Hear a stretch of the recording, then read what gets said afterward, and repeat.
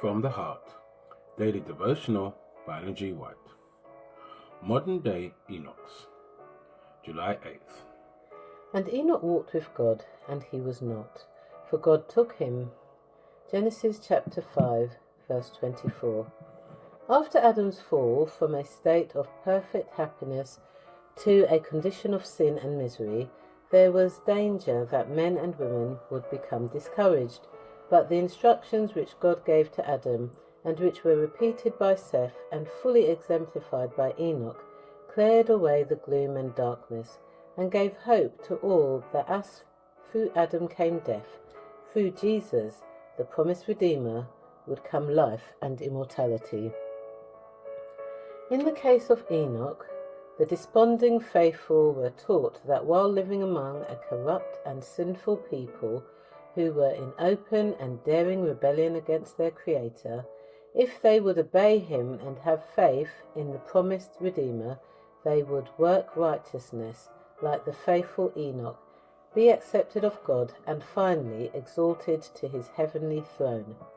Enoch, separating himself from the world and spending much of his time in prayer and communion with God, represents God's loyal people in the last days, who will be separate from the world. Unrighteousness will prevail to a dreadful extent upon the earth.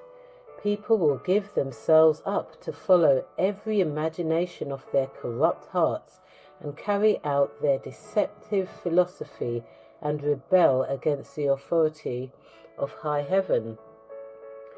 God's people will separate themselves from the unrighteous practices of those around them, and will seek for purity of thought and holy conformity to his will until his divine image will be reflected in them. Like Enoch, they will be fitting themselves for translation to heaven. While they endeavour to instruct and warn the world, they will not conform to the spirit and customs of unbelievers, but will condemn them by their holy conversation and godly example. Enoch's translation to heaven, just before the destruction of the world by a flood, represents the translation of all the living righteous from the earth previous to its destruction by fire. The saints will be glorified in the presence of those who have hated them for their loyal obedience to God's righteous commandments.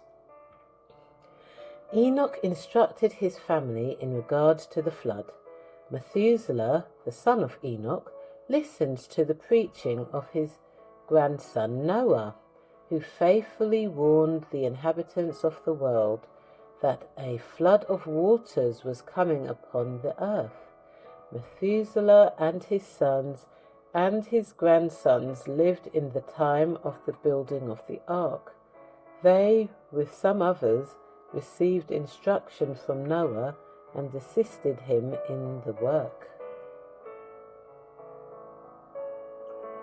This is your daily devotion. We thank you for listening. We hope you can join us again tomorrow. Please also check the YouTube comments for any further study notes.